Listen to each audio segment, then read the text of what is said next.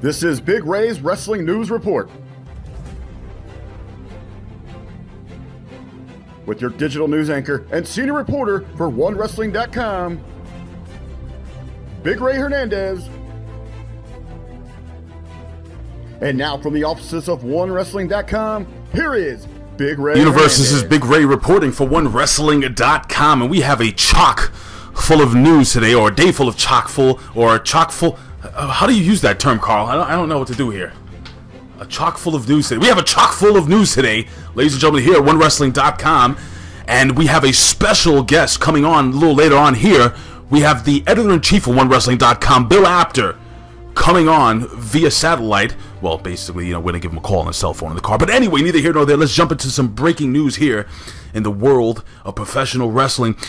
We have multiple news reports, and we have a press release, actually, from the WWE that states right here and there that Brock Lesnar may be defending the WWE Universal title not only against Braun Strowman, but also against Kane at the Royal Rumble. As you watched this past week on Monday Night Raw, Kane and Braun Strowman were both basically counted out of the match, leading to the fact that we're saying, well, who the heck will Brock Lesnar face at the Royal Rumble? Well, ladies and gentlemen, they are building, apparently, allegedly, from what I hear, they are building a storyline moving forward that is going to be a fatal three-way. Carl, what is that? A fatal three-way dance?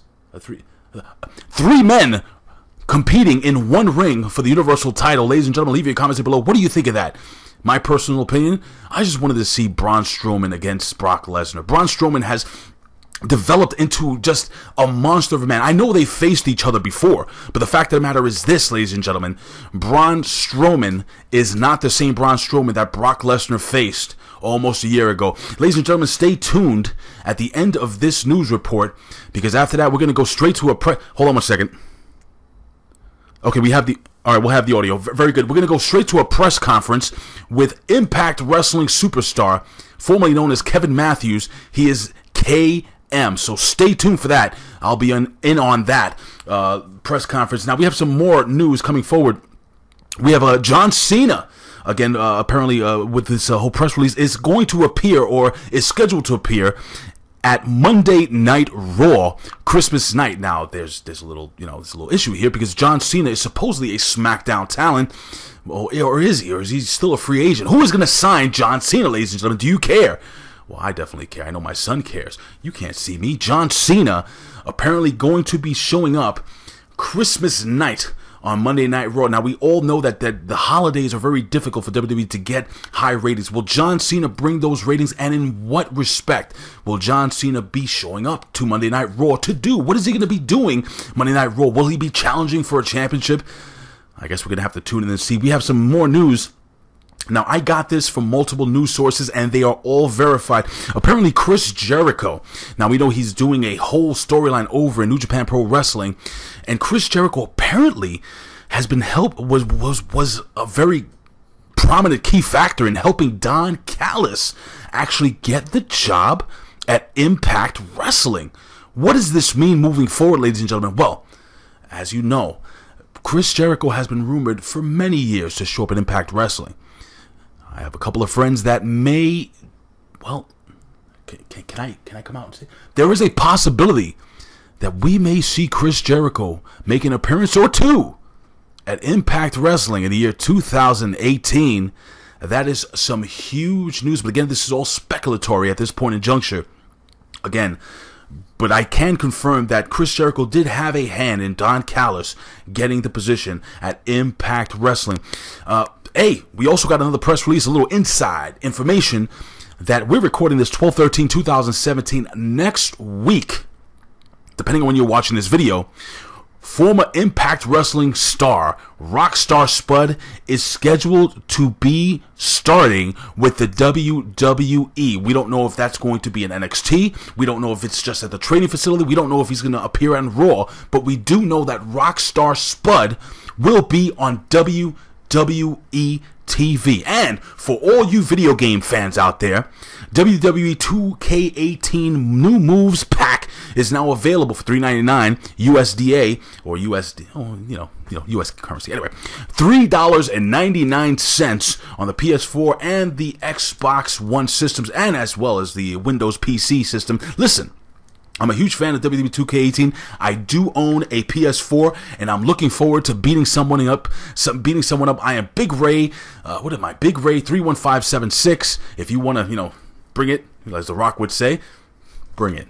Anyway, ladies and gentlemen, listen. We're gonna go right now to the field. Carl, can you do me a favor? Can you try to get Bill Apter on the phone right now? We're going to cut away to Bill Apter, ladies and gentlemen, and we're going to talk to Bill Apter because WWE had, again, another press release, has some breaking news here where WWE is going to Facebook. Carl, do me a favor, get that call in. Let's go to Bill Apter really quickly. All right, so reporting live from the field, we have Editor-In-Chief of OneWrestling.com, Bill Apter here. Bill, can you hear me?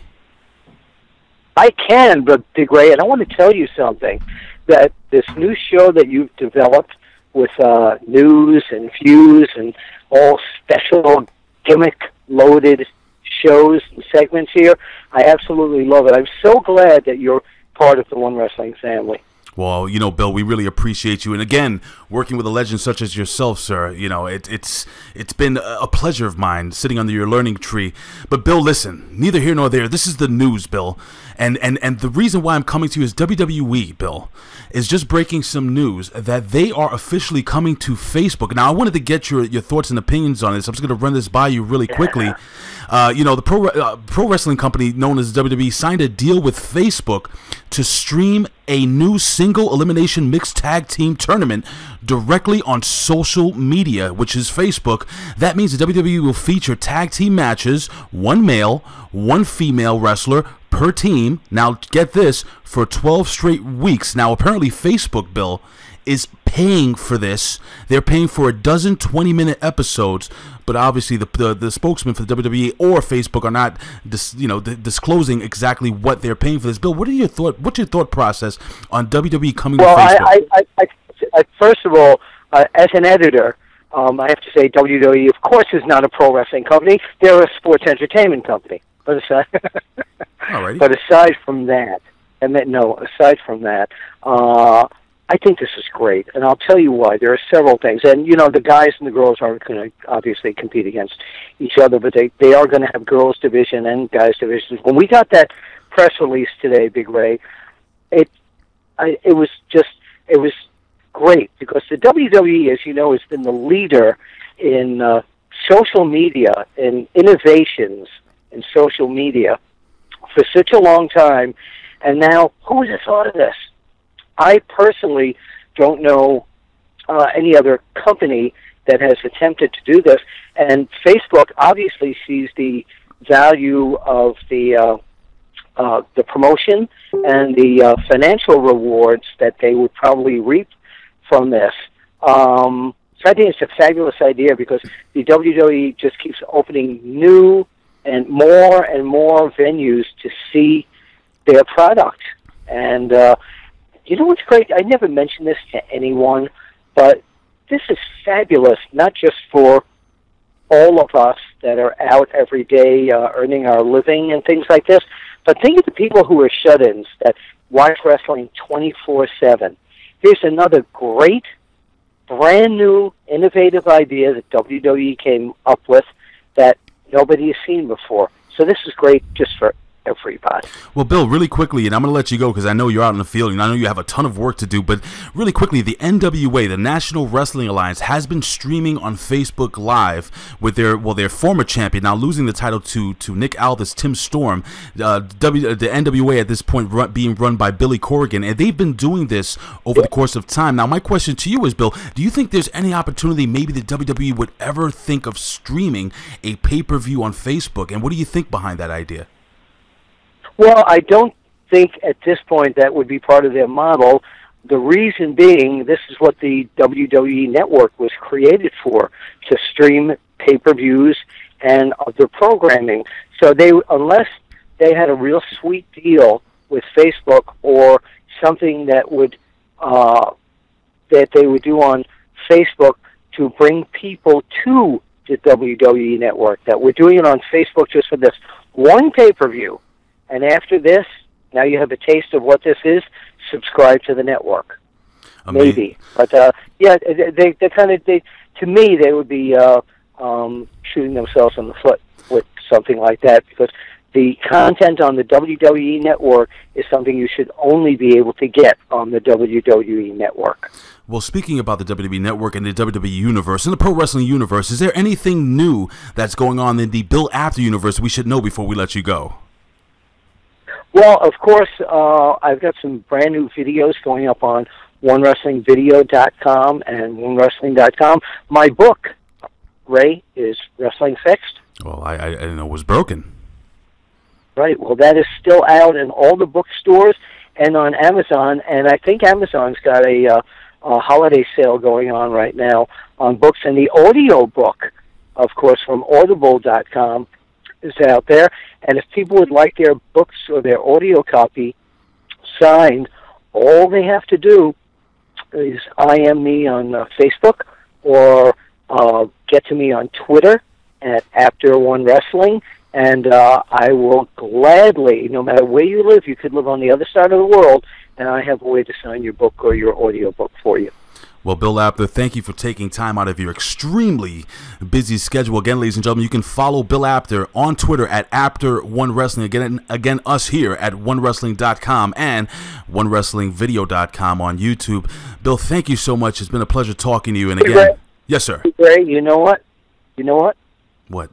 The Royal Rumble, Mm-hmm. and there's going to be a whole weekend of events in January coming to Philadelphia, where I currently reside. So I'm hoping the millions and millions of people that follow us will be there and come over and say hello. But all I have left to say is I'll see you at the matches. Well, thank you, sir. We're going to cut away to another news brief.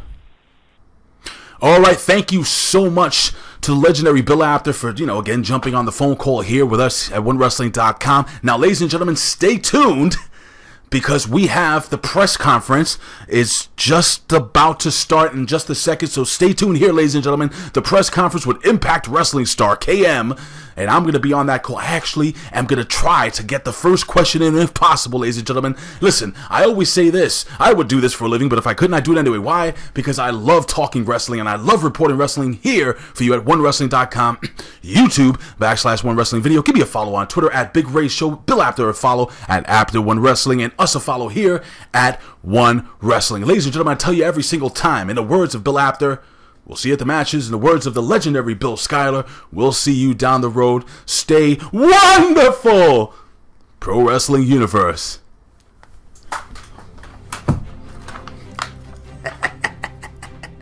I keep dropping this, Carl. I got the thing tied to my wrist.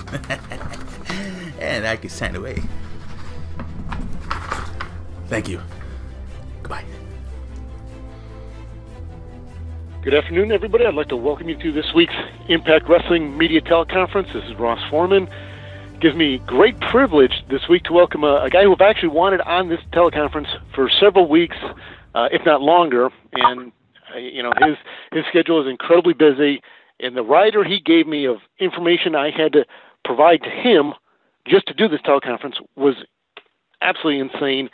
Let's welcome KM. My first question off the bat, KM. You insisted green M&Ms strictly provided to you for this teleconference. What's up with that? Strictly. That was a deal breaker. Green. Green is one of my favorite colors. It's the color of money. Strictly green M&Ms. Any other color, this would have been a deal breaker. I wouldn't be on this call right now. Well, of course, I appreciate it. It was not the easiest to have to pick out all the other ones, but for you, the world. How's it going for you, KM? No complaints. I just left the gym. I mean, it's well documented on the internet. Had a little knee surgery, doing a little rehab. Be good to go before I know it. So just, keep on trucking. I'm like Superman. No one could break me, not even surgery. What's a typical workout for you these days? Well, it depends. Right now I'm focusing more on, I want to drop some weight, take a little pressure off the knees and whatnot, and heal up. But normally, weight training, normal day at the gym, standard. I don't do anything. I'm not into that CrossFit lifestyle and stuff. I actually am into DDP yoga, believe it or not. I don't know if my persona would, scream DDP yoga. But yeah, I've been practicing DDP yoga for about 7 years. So you'd be surprised at what I could do. Bro, let me tell you, that stuff's the best. It's my buddy right there. Be careful what you say. He's my buddy too, So let me ask you, Cam, lots going on with you in Impact these days. Talk to us about what you got going. Well, present day, if you guys have been following the show and whatnot, you'll see that I'm a diehard mixed martial arts fan, and if I could go in a time machine, I would go back in time and I would train for both professional wrestling and mixed martial arts. I follow it up and down, in and out, and what you see is real life. I mean, it's a dream come true to try to be a part of American Top Team, and I'm familiar with that whole camp and what they do down there and what they stand for, and that's my main goal right now is to run with the pack and, to join American Top Team. I made some noise throughout the last year since I arrived at Impact Wrestling, since my very first day back in March 30th, I believe it was, when I made my debut. But present day, it's time for a little bit of change, and it's time to step it up. And what better way to step it up than to be with a pack of wolves like American Top Team? So that's numero uno for me right now. All righty. Well, we will open it up for some media questions. But first, as the media probably knows, January 10th through January 15th, Impact Wrestling will be back in Orlando, Florida, the Impact Zone at Universal Studios, another round of Impact tapings. KM, your thoughts about going back to Orlando? Well, Canada was a lot of fun. Believe it or not, in my almost 18 years, March will make 18 years since my first professional wrestling match, I've never actually wrestled in Canada. I've actually never been to Canada, which is kind of funny considering New York is only a 7-hour drive away from Toronto. I've never actually been to Canada, so that was actually fun to go and piss off a bunch of Canadians, and that was a treat for me. Orlando's home to Impact Wrestling. I love nothing more than going there and seeing all the signs and just really getting under everyone's skin over there. I love the fact how much they hate me over there, and it brings the biggest smile to my face, and it's the best post-Christmas present I could ask for, to ruin people's lives. All righty. Well, one final question from me before we move on to the media questions. As the media no doubt is aware, we launched a VIP package for the Orlando area. It's 3 days. You can find out all the information on ImpactWrestling.com. But one of the big aspects of this VIP package is miniature golf with the superstars of Impact Wrestling. Now, I don't know if a lot of people know this, but I've heard that KM is actually an award-winning miniature golfer. Can you confirm, and can you tell us anything about that? Oh, absolutely. I just, before I worked out at the gym, I just did a couple of rounds of miniature golf and stuff like that. I love going in there, just destroying everybody and making them cry and stuff like that. I look forward to doing that with the Impact fans and stuff. They're all excited. They buy the VIP package. They're like, I get to play miniature golf with the superstars, and then they go against me. And most people will probably, let the little kiddies win, bring a smile to their face. I actually take joy in destroying them so badly they get really upset about it. And then, kind of like the Grinch that stole miniature golf from them. But I'm looking very forward to this little miniature golf post, whatever, you know what I mean. VIP package. VIP package. I can't say I'm surprised to hear that you want to beat a little kid in miniature golf, but that's how it goes. Everybody. Everybody. There's no kids, seniors, everything in between. Yeah, I don't discriminate against age when it comes to miniature golf. I take it very seriously. All righty. Well, that said, we will open up to the media for some questions for KM. As usual, I ask that unmuted yourself and your media outlet, and we will get everybody some questions for KM. Q&A session has started. To ask your question, please press *6. If you'd like to ask a question, your request has been received. You may now ask your question. Hello, KM. This is Big Ray for OneWrestling.com. First and foremost, thank you for joining us today, sir. Oh, thank you for having me. We appreciate your time. I wanted to talk about the maturation process from Kevin Matthews to KM. You've been in the business since 2000. It's a long time, sir, and you're still a young man. So just can you give us a walkthrough of what took you from Kevin Matthews, that person, to who you are right now in the business as KM? Well, anyone that's followed my career as Kevin Matthews, my actual shoot name is Kevin Matthew McDonald. So growing up as Kevin McDonald, everyone called me KM, and then when I adopted my middle name as my last name for my wrestling persona, just went as Kevin Matthews, all the wrestling personalities would call me KM. So I've always been KM since day one, literally since I was in first grade, kindergarten. People have been calling me KM. But what you see is what you get. People don't realize that. They think that for the most part, this is a character and whatnot. And I've said it multiple times. I was a nightmare of a student. I was in a multitude of fights, suspended, kicked out of schools, left back. I was a disaster of a kid growing up. And, what you see is what you get with me. I kind of walk to the beat of my own drum, and no matter which name, if you want to call me Kevin Matthews, if you want to call me Kevin McDonald, or just abbreviate and call me KM, it's the same exact person no matter what.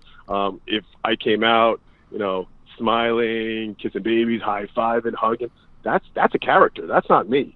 What you see is what you're like, where I come out and I kind of speak my mind and do what I want. That's always been me. And you could use Google and trace it back as far as you want. It's always been me. So, I take a lot of pride in getting to be who I am and not being told to be somebody else. And I'm sure you block a lot of shots in basketball, right, when you're going up against 6-year-olds? I love that. Yeah.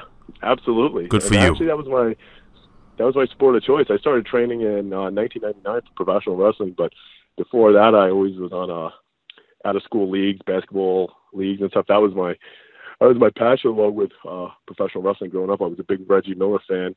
Which, if you actually think about it, I'm a Brooklyn, New Yorker, and if you follow basketball, Reggie Miller was the Nick Killer. And so I guess I always had that kind of heel persona to me, where even though in New York this guy's getting booed out of the building in the car, I was like, wow, that guy's so awesome. So, yeah.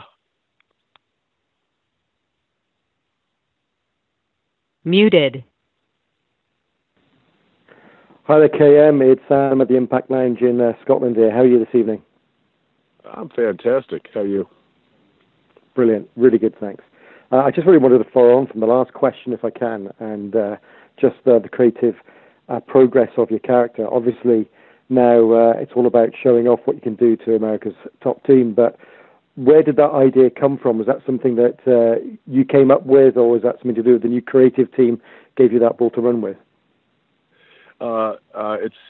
It's creative proposed it, and I jumped at it because literally it stems off of my legit real love. I mean, you could ask me 1,000,001 MMA questions right now, and I could talk to you for 50 hours about MMA. And I have a lot of knowledge about it and stuff like that. I follow it in and out, and I have for about 12, 13 years. So they know I'm a diehard MMA guy, and so they're like, well, let's go real life stuff. KM in the real world would love to be a part of American Top Team. Let's just roll the cameras and see where that goes. And it's based off of a bit of a real life situation. I mean, I'm a huge MMA fan. And I'm a big fan of a lot of guys at American Top Team. And even when I go down to Fort Lauderdale and stuff, I plan on, they keep inviting me over. I plan on going down to Coconut Creek, Florida, which is right next door, and checking out the school and stuff like that, and hanging out with the guys. And yeah, so they know the real life KM. So they just took a real life storyline and put it on TV. Thanks a lot. You're welcome. Ryan Ryder from Main Event Radio. KM, you claim that pound for pound that you're the strongest wrestler on the Impact roster. How can that be proven? How can it not be proven? So, where's the claim come from? Oh, I mean, can you dispute it? Can you say that that's not truthful? I mean, did we do any kind of test to prove that I'm not? I mean, I'm stating that I am until somebody comes along and proves me otherwise. I think, no one else has claimed anything differently. So I would say, until proven otherwise, that my claim stands. At least with me, it does. Can we see a competition on a future episode of Impact? If I'm feeling up to it. I don't lie. So anything I kind of say is truthful and gospel. And so I think, I don't know. I don't really have anything to prove to anybody. So I think, just believe what I say and don't question it. Thank you. Sure sounds like Ryan's calling you a liar. Yeah, unbelievable, right? So I don't know if I am. I want to see proof of it. Nah, don't worry. Just trust me. I don't lie. We did the competition, but it just wasn't filmed, and it's pretty wild, yeah. So I beat out EC3. So why don't you do another competition and film it this time? Nah, no. We don't want to waste any more of the footage. They need it for TV and stuff like that, so we're good. Footage costs money, You want to? So I guess the claim stands, pound for pound, the strongest wrestler on the Impact roster, until it can be proven otherwise. Yeah. Ross was there. He saw it. It happened. Just trust me, it happened.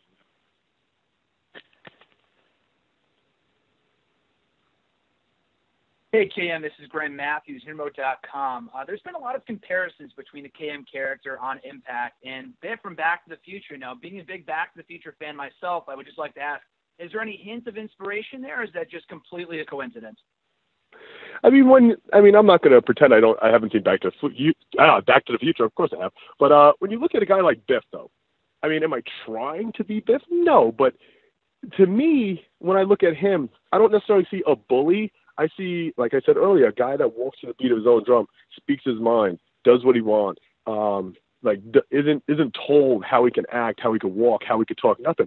So in a way, you kind of almost got to look up to a guy like that, instead of the average puppet that's being controlled by other people and being told. I'm not a fan of that. I've always been my own individual growing up and never listening to any kind of authority and doing what I wanted. If people want to make the comparison, hey, go ahead. I think Biff's a pretty cool dude, if you ask me. We both wear leather jackets. We're both pretty stylish. I like the guy. I personally look up to him. If you want to be Marty McFly, hey, rock on, go for it all day long. If you want to be that guy getting picked on, I'd rather be the other guy.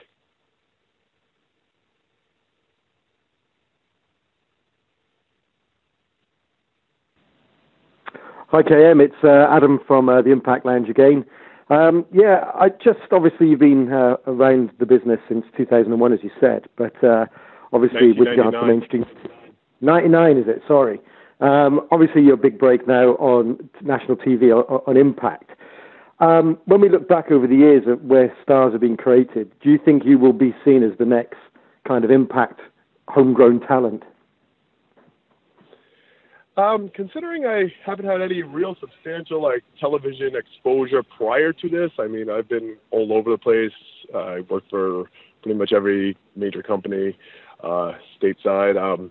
But this is my first, I guess if you want to say first national television exposure or break or whatever you want to call it. I'm not looking at it hey, Impact's going to make me a star. I'm kind of looking at it as hey, I'm going to take Impact to the next level. Not I'm relying on them. I'm kind of thinking more along the lines of they're relying on me.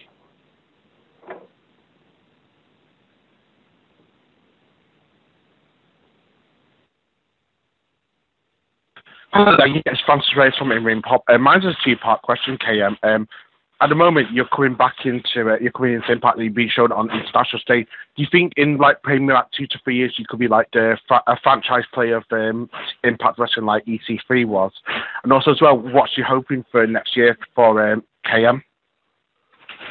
I don't want to ever compare myself to any individual, and I know you're not necessarily saying, do I want to be EC3? EC3 has done in the short amount of time he's been here, a couple of years. He went from coming in as an unknown to being a household name, and he's done fantastic for himself. He's, I think he's all around pretty tremendous, especially considering what he's done in the short amount of time. I kind of want to pave my own way, carve my own path. I don't want to necessarily follow the footsteps of anyone else. And I know you're not saying, do I want to be EC3? You're just saying the position he's in and whatnot. Yeah. I'm always a day-to-day kind of guy. That's how I live my life. I don't do, hey, 1 year from now, I want to do this. 2 years from now, I always say, hey, today I want to do this. The next day, hey, today I want to do this. That's how I always live my life. So even when I'm at the tapings, it's day by day with me. And Yeah, I mean, thinking of it now, I mean, I plan on 100%. I mean, for lack of a better word, I plan on making an impact and, you know, getting my name bigger, along with the company getting bigger. And, you know, we'll see what in a few years from now. I mean, if I'm the top dog, hey, fantastic. I mean, like I said, I'm never going to change who I am, and I'm never going to stray away from walking to the beat of my own drum and stuff like that. And, I mean, if that takes me to the very tippy top of the company, and then, hey, so be it. I mean, do I plan on winning championship gold there? Of course. I don't plan on being second fiddle to anybody. So, yeah, I mean, I think I debuted March 30th. I think in the short time I've been with the company, I've done a pretty good job at getting my name out there. And, I mean, this is just the beginning. Like, now what you're seeing on TV is really the start of KM kind of, you know, going full steam ahead. And we're going to start doing things my way. And, you know, there's going to be a trail of bodies, you know, in the wake of it all. So, yep, I'm excited for the future. And so should you be. Thank you very much. You're welcome. Hi KM, David Dunn here with the New Zealand Pro Wrestling Informer. When you first came to Impact Wrestling, it was as Ciena's cousin. Just wondering, what's your assessment of Cena and where she fits currently in the Knockouts division? I mean, I think she's at the top of it. I mean, if you look at everything she's done, I mean, she was a dominant champion. She's literally defeated every single knockout they've had. I mean, there's no, you can't take away, you can't discredit anything she's done. She's at the top of the heap, and I wouldn't be surprised, you know, in a very short time if she regains that championship. I wouldn't be surprised when it's all said and done if she held that title more times than any previous knockout and is in the, you know, Impact Wrestling Hall of Fame. And I mean, I think for her it's just starting. For where she's at right now, it's literally just starting, and I think the future is extremely bright for her. So, I mean, she never needed me by her side to be a success. So, I think it's just like myself. It's just starting. I don't think she peaked anywhere, came close to peaking yet with her last title, and I think it's literally just the beginning. And I think people should, you know, sit back and watch, because it's not the end of her. It's literally the start of her career there.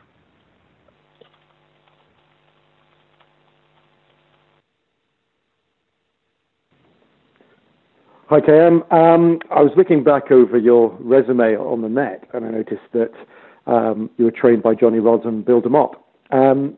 Obviously, a lot's been said about Bill DeMott over the last few years. Have you got any experiences that you'd like to share, whether it be positive or negative? I don't have any positive experience with Bill DeMott. Every experience I have with him was 100% negative. And to set the record straight, it says I was trained by Johnny Rodz. That's inaccurate.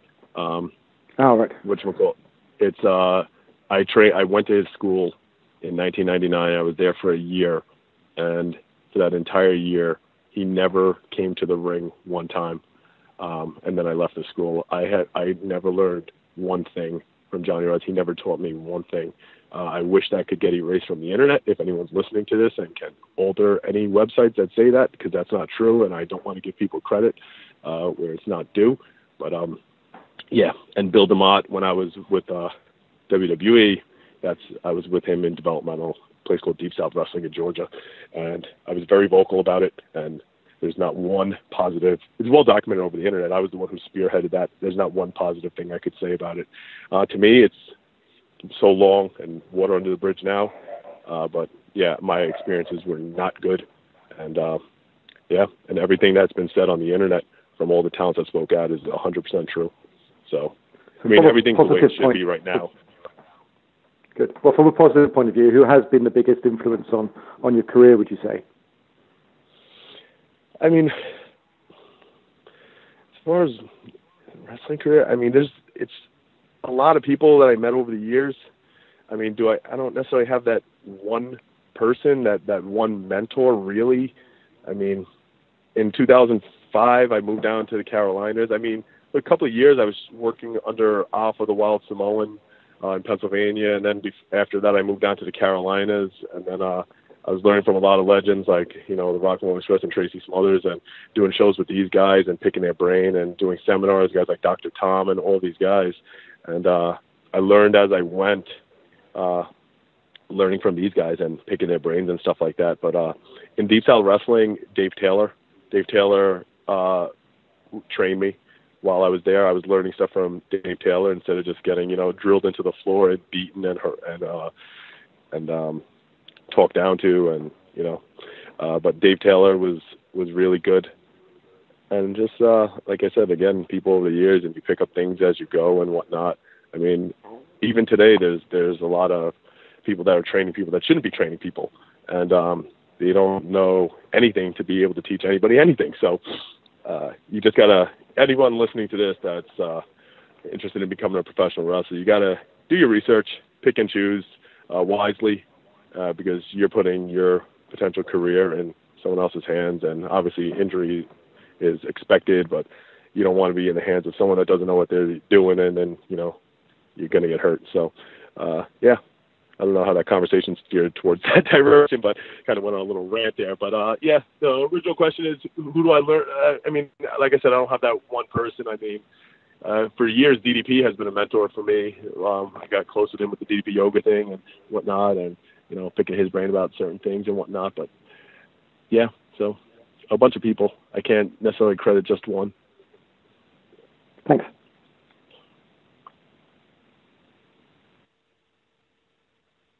Hello again, it's Francis Reyes from In-Ring Pop. My question is, who's your dream opponents you want to wrestle in 2018? Wait, say that one more time. Who's your dream opponent that you would like to wrestle in 2018? Is it in Impact Wrestling, or is it just anywhere? Both. In Impact Wrestling, I don't know if I've been in the ring with a ton of the guys. I mean, the ones that I haven't been in the ring with yet, I've been in the ring with Eli Drake or EC3. Haven't been in the ring with Bobby Lashley. I mean, so those guys. I always wanted to wrestle Grado too. I thought that would be funny. Even though I did a 6-man tag with him, but I always wanted a singles match with Grado. I think that would be a fun match. And I mean, around the world, DJ Z too. I would like to wrestle DJ Z. I think we could have fun in there. Outside of the company, I mean, I've already had a match with it's a good friend of mine with Kenny Omega. I think I said in 2007 this guy was the best wrestler in the world, and everyone said, like, who's that guy? And then fast forward 10 years later, everyone's like, he's the best wrestler in the world. So, yeah, I'm not Nostradamus or nothing like that, but, yeah, I call that one. So, guys like him, there's so many good ones out there, man. It really is. So, it's hard to say. I mean, as far as, I don't know, I kind of, at one point or another, been in the ring with anybody I've ever wanted to really wrestle, so there's not that one person left. That I mean, I wish I could have a match with DDP. Just I think that would be fun. That's never going to happen. Other than that, yeah. Okay, thank you very much. KM, how would you do in a match against Bro DDP? Oh, I thought you were talking about Robbie E for a second. I was going to be like, really? I guess we'll do okay. I don't know. I mean, I thought he was fantastic when he was active and stuff like that. I think that would be super fun. I did one show a couple of years ago in 2012. It was 5 years ago already, almost 6. Jeez. Yeah, we did a little in-ring seg over here at Wrestle Pro, and he hit me with the diamond cutter and stuff like that. But other than that, I mean, just because of my friendship with him, I thought that would be cool to have a match with him. But ain't gonna happen. But it's cool. No worries. But again, I don't have that one guy that I'm like, oh man, my dream is to wrestle this one person, like, other than fantasy stuff like Bret Hart and you know what I mean, the people that you grew up watching.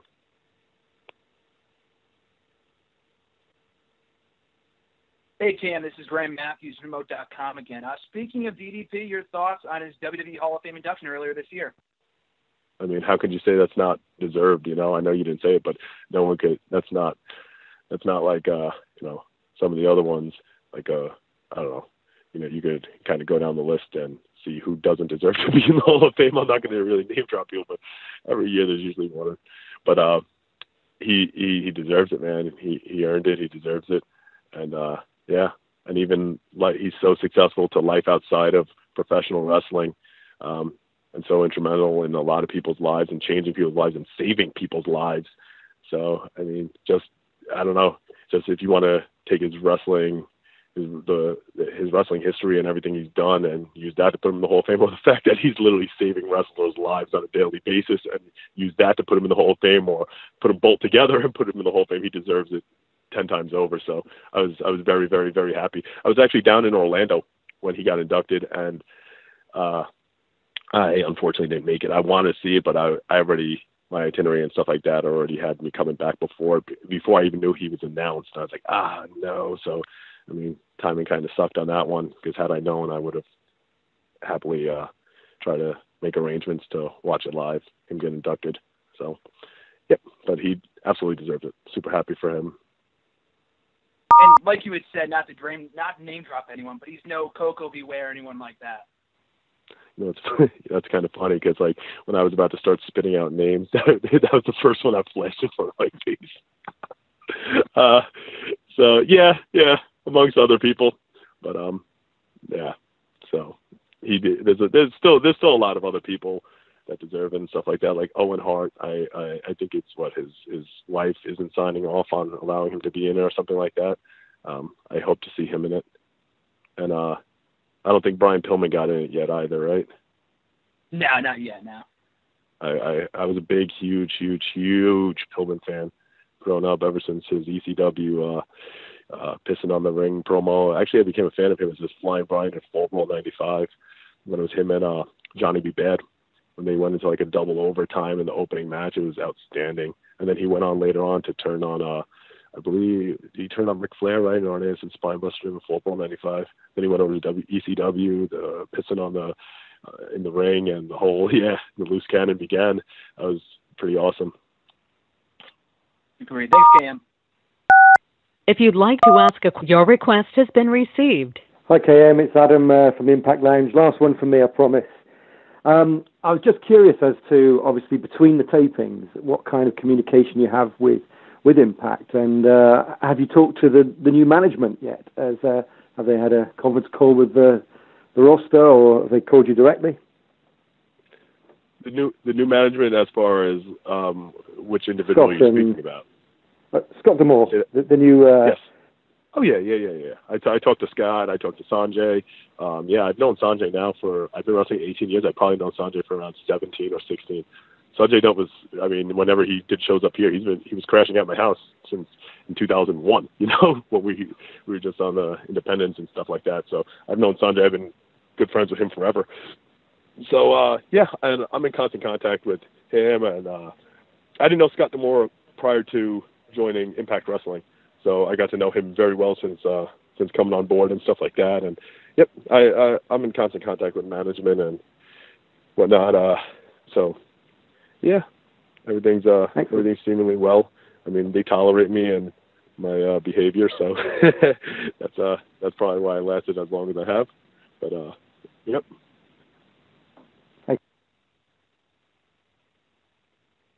Hey, this is Viju from Sportskida in India. My question is, what were your memories of working in India? Did you enjoy the experience? And you also had a lengthy program with Mahabali Shera. So what's your opinion of him as a professional wrestler? Thank you. Well, going over to India for Impact Wrestling, that was actually my second time there. 3 years prior to that, I went over there with Sanjay Dutt, Colt Cabana, and Trent Beretta. It was the four of us, and we literally did 5 shows in 5 days, just the four of us. We all wrestled each other and did tag matches, and it was a 4-man roster. It was in Assam, India. We were over in Guwahati. So that's actually my second experience going over to India. And, I mean, I have no complaints. Everyone's so nice. I mean, yeah, no complaints going over there. I'd happily do it again. And it's always an experience, especially considering it's the first time I went was over in Assam. This time was in Mumbai. And, I mean, getting to travel and see different places and countries and whatnot is always cool. as far as Mahabali Shera, I like Shera. I like him, even though I slapped him up a couple of times on TV. Shera's a good guy, so I have nothing but good things to say about Shera. So, and I mean, the position they put me in, can I really complain? They put me. That's the great place to be in. You know, they want you to wrestle Shera over in India, so it's pretty cool. You know, it's like wrestling Grado in Scotland. So you know, it's no complaints there. So all positive things to say. So, but I'm saying positive things now. Whenever I wind up in the ring with Shera, I'm always gonna slap him around. So, yeah, friendship goes out the window when that bell rings.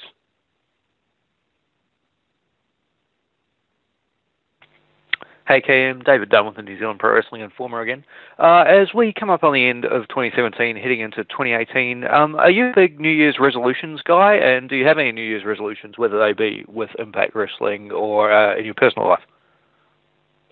Well, I signed a 2-year contract that runs until March 2019.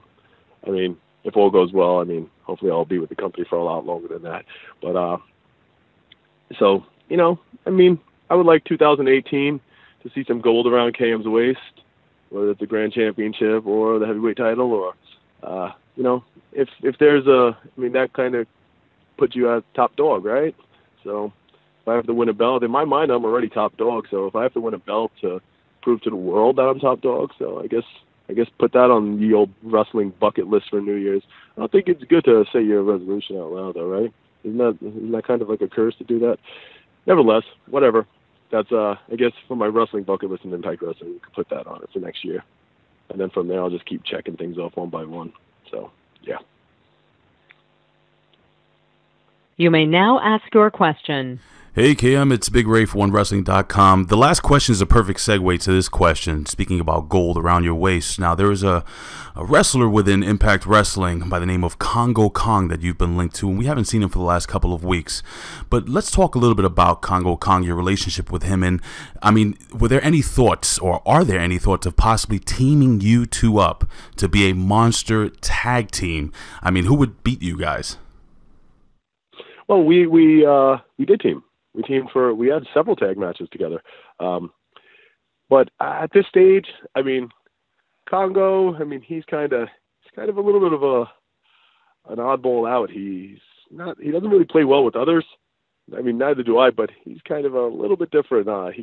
He's better left alone, so to speak, Like I'm on one side of the building, he's kind of in the other dark corner by himself, and it's not someone that I really play text tag with, so to speak, and say, hey buddy, what's going on? You get response with like symbols and whatnot. It's like, okay, this is going nowhere quick. So it's kind of let that monster kind of do his own deal, and he's kind of, like I said, better left alone. And at this stage, I did the tag deal with him, and I think it's time for me to go solo. And I kind of like the whole running with American Top Team as my team. And that's kind of where I'm at right now. I'm looking more forward to that. So that's the Grand Championship. That's kind of has like an MMA style to it. And since you're a big MMA fan, yep. I definitely could see that strap around your waist. Who's your next target then? If that's the belt I choose to go after, whoever is currently holding it, or at the time I choose to go after them for it. So we'll see. But you're right. Yeah, it does have an MMA theme to it and stuff like that. And me being a huge MMA fan, I would almost play a game with myself where I wouldn't want to win the scorecards. I would want to finish people within those 3 rounds. That's what I would do. I would aim to finish every single person within those 3 rounds. I don't believe in this split decision or unanimous decision nonsense. I want to finish every single person within 3 rounds if I have that belt. It's been a real pleasure, Kevin. Thank you so much, sir. Thank you. Muted. Hey man, Richard from Sportskilla again. My question is, so how does it feel to just enter a gym and beat people up? Like you did last time? To go into the gym and beat people up? They want me to prove myself. I don't know how else American top team would want me to prove myself other than going around and kicking everyone's butts. I mean, so if that's what they want me to do, that's what I'm doing. I mean, I did it over in Canada. I mean, if they just want me to keep going up to people and showing, I mean, in Canada I took out 3 people. I mean, in one shot. I mean, over here I took out 6. I mean, do you want me to take out 12? I mean, you want me to take out 24? I mean, you name it. I'll keep doing it until, you know, they say, whoa, this guy is legit. Let's give him a shot, you know. So it is what it is. If you want me to walk into a McDonald's and beat up everybody in there, let's do it. You know, I'll do what it takes. So it felt great. It was easy. Hey, Cam, a follow-up to that statement you just made. One of the things you insisted we put in the advisory was that you have a top 5 list of wrestlers you would like to smack around just because. Yeah. I mean, for starters, 4 of them are the title holders in Impact Wrestling. You know, I want to slap up every single champion because, like I said before, those guys are at the top of the heap. Like, people look at champions, number 1. They're the number 1 guys, the number 1 tag team, the number 1 singles guy, the world champion. Like, you know, if I could whoever has whatever belt, if I slap up all of them, right, does that make me the top dog? I mean, whoever I have to slap up to become that guy in everyone's eyes. I mean, I'm already that guy in my own eyes. So, I mean, perception is reality, right? So if you know, whether I have belts or not, if I go around and just take out everybody, you know, every champion there, every top dog there, then that doesn't that make me that guy? Doesn't that make me? I got a lot to prove. I'm still new. I mean, I've been in the game a long time, but I'm still fresh and brand new as far as Impact goes, and the fans who have been watching since, 2002, right? So I have a lot to prove. I have to play catch-up to a lot of guys in their eyes, and, I mean, so, yeah, that's, I don't even know if it's a top 5. I would almost say, you know, however many people are on the roster, you know, put them on that list. I mean, or just take the top 5 guys in the company and put them on that list, and one by one, and then I'll prove myself. You'll see. Hey, Cam, again, this is Graham Matthews, Remote.com. You before mentioned your New Year's Eve plans and New Year's resolutions and stuff like that. Any Christmas plans, or is it just beating people up as usual? Nah, come on. Christmas is a joyous holiday, man. You can't go around beating people up on Christmas. Come on, what kind of person do you think I am? That's just horrible. Why would you even suggest something like that? I don't know. We'll see. Maybe beat up Santa Claus a little bit, you know. Go to the malls, go to the mall Santas with all the little kids online and just beat the crap out of Santa Claus. That'll be good, right? That'll be some good footage, huh? Want to see me make about 200 kids cry? Yeah, let's do it.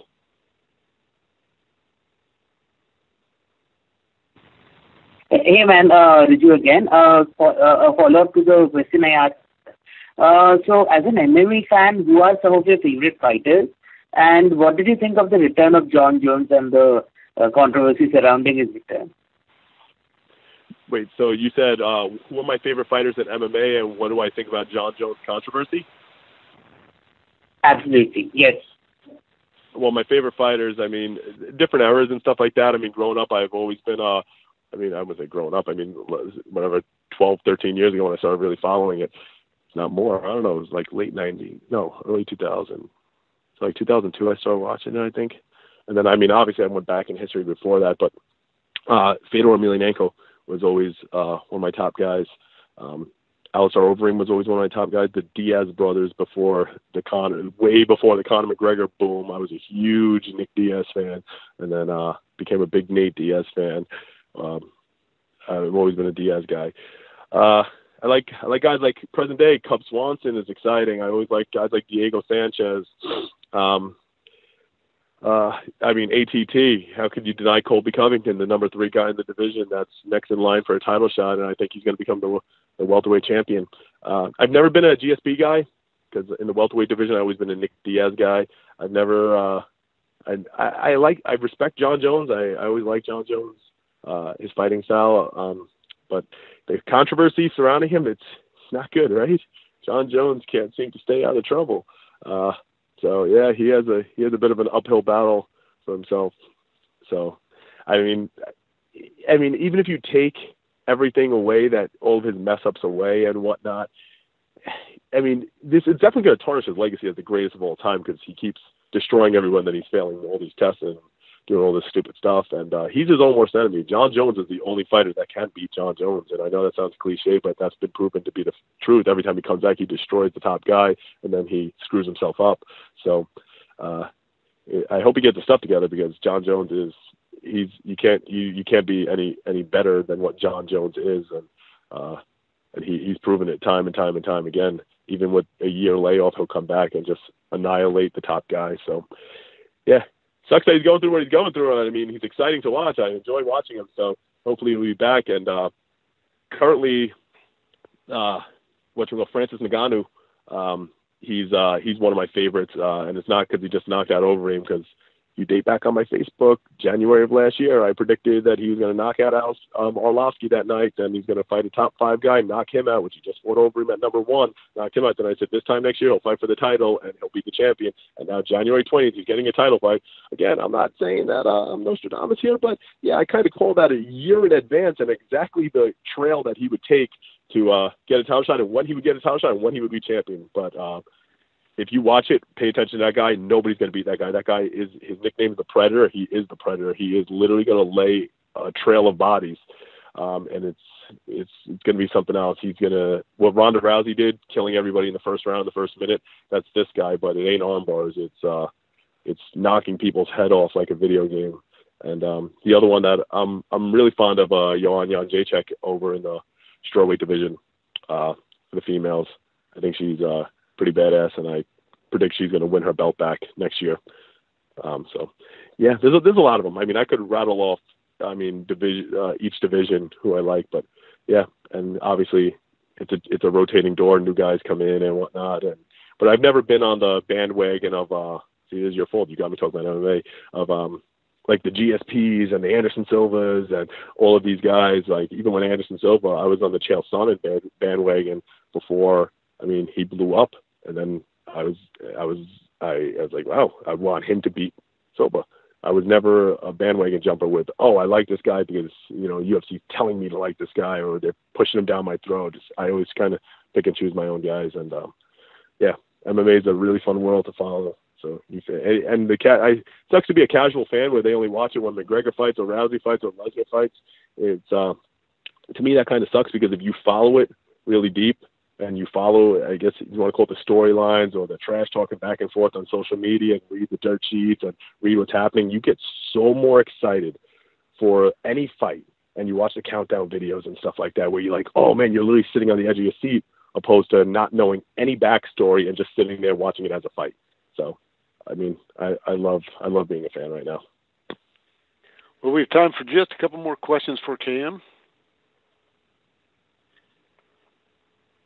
Hi KM, David Dunn, New Zealand Pro Wrestling Informer here again. That's really cool to hear you being so enthusiastic about MMA. It's great that you're a fan of that and pro wrestling. I myself, MMA fan as well. How big do you think the crossover audience is for mixed martial arts and pro wrestling? Are there pretty much the same people watching both products? And if not, should they be?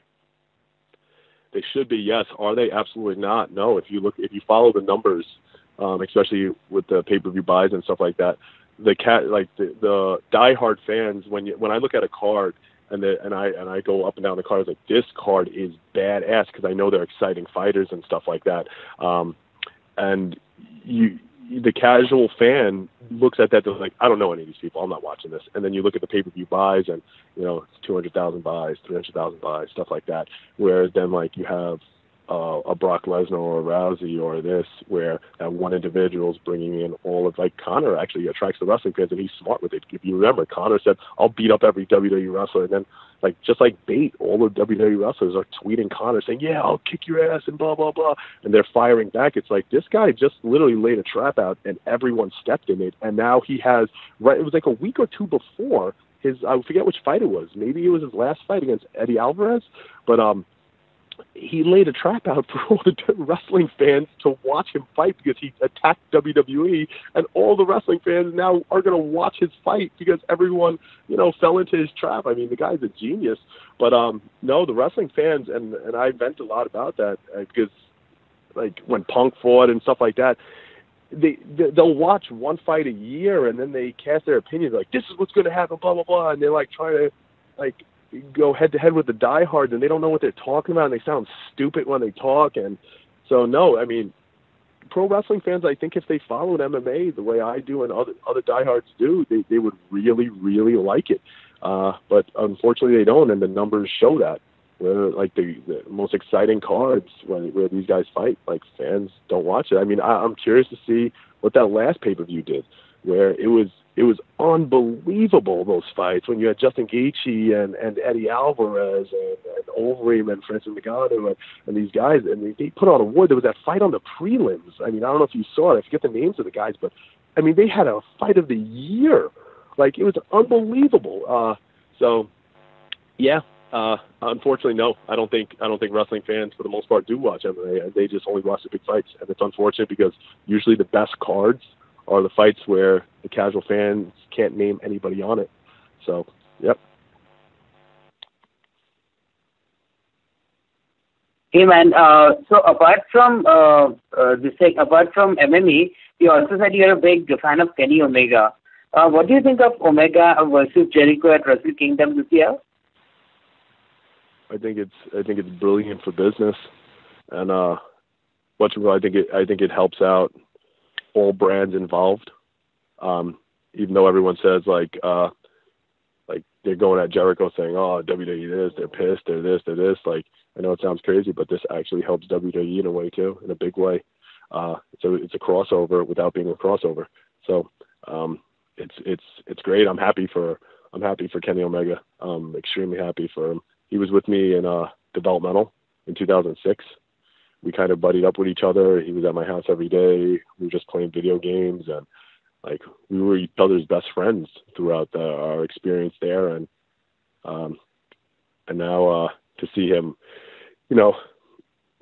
excel to this level, where, I mean, it's kind of wild, because I watched him in developmental, and everything every match he would have, and they would tell him, tone down your style. Like, you can't do all that. You can't do all that. You can't do all that. Like, they wanted work a hold. Like, and Omega now, this is how Kenny Omega operates. He needs to be not told what to do, because chances are his ideas are better. No, not chances are. 100% his ideas of what he can do and what should go where and how to do what are 100% better than anything somebody's going to give him. Like, he has a very special brain, and he'll be the first to tell you he hates pro wrestling. He wants to be entertained. He doesn't want to watch standard wrestling matches. He does in the ring what he feels entertains himself, and it works, because everyone's in sync with that, saying, wow, that's good. He does stupid things. Like, he calls himself the Cleaner, which is obviously a hitman type nickname, but like, fans don't understand it. So he comes out with a broom sometimes, acting like an idiot, like sweeping the floor and stuff. Like, he humors himself, and that's why he's as popular as he is. And I mean, he's a special athlete. He needs to, you can't handcuff him. And that's what they did. I witnessed it. That's what they did in developmental. They handcuffed him, and he's just a bird that needs to fly free, man. And you don't tell him what to do. Just literally believe in what he wants to do, because it's better than anything you could suggest for the guy. And he's a perfectionist. The guy could wrestle in front of 5 people, and there's no such thing as mailing it in for him. It has to be 5 stars, no matter what. Like, he doesn't want any match out there of him that's not 5 stars. Even if it's goofy and comedic, it has to be beyond entertaining. Him and Daniel Bryan at Pro Wrestling Guerrilla, they were thumb wrestling each other in between Bryan's 2 WWE runs. They were literally thumb wrestling each other in the ring, and they turned it into false finishes. It's just insane. The guy's a genius. So as far as him and Jericho, it's brilliant. It's brilliant. It's going to be, even though they step it up big time, especially at Wrestle Kingdom, I mean, Omega's closing the show. He's not going to have, a 6-star match. That's not in his thought process. It's 100% going to happen. So, I mean, I'm going to watch it. I'll stay up. I'm 100% going to watch that. And I'm super duper we'll happy. We'll go to Ryan here for the final question. Hey, KM, Ryan Bowman from thegorillaposition.com. You paid a lot of dues before you got to Impact. What Was there ever a specific match or moment during that journey where you said it just clicked and you said, now I know that I'm going to make it? And thanks for your time today. Against Kenny Omega. Yeah. August 2015 against Kenny Omega.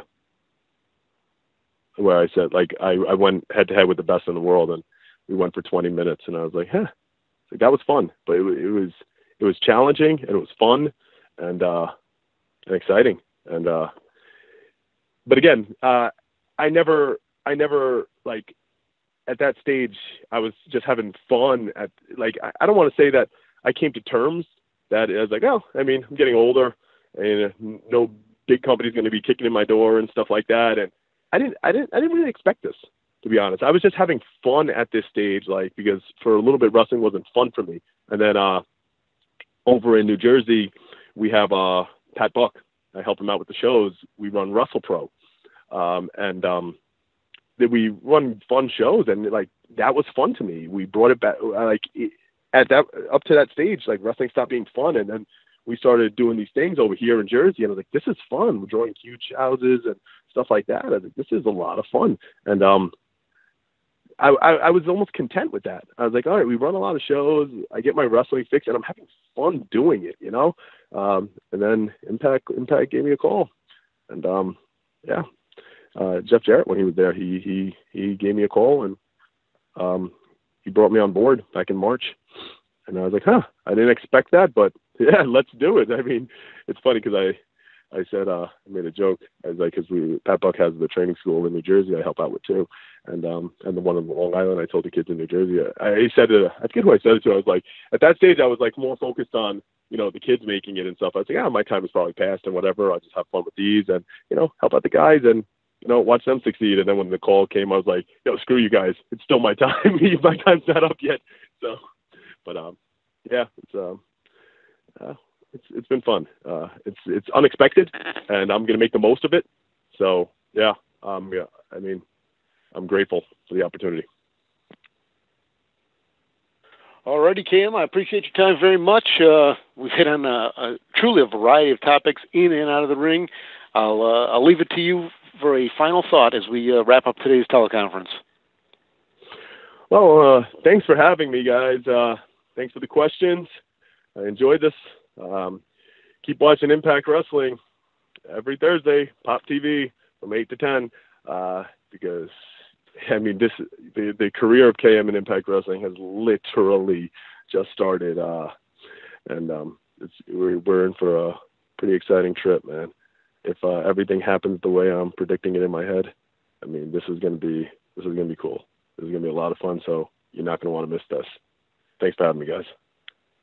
Perfect, Cam. Thank you very much. We'll see you down in Orlando in about a month. And media, we will talk to you next week.